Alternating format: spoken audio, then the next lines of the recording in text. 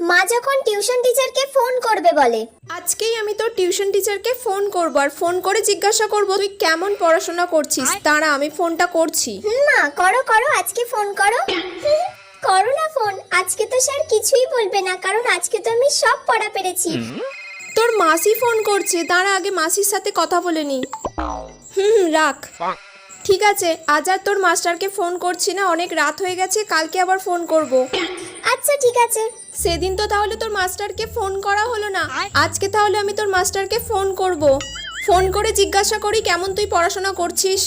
এই রে, আজকেই মা ফোন করবে আর আজকেই আমি পড়াটা স্যারের কাছে পারলাম না। আজকে যদি স্যারকে ফোন করে আমি শেষ। হ্যালো, হ্যাঁ স্যার, ও তাহলে কেমন পড়াশোনা করছে? আজকে কোনো বইয়ের পড়া পারেনি। ও পড়া পারেনি আজকে?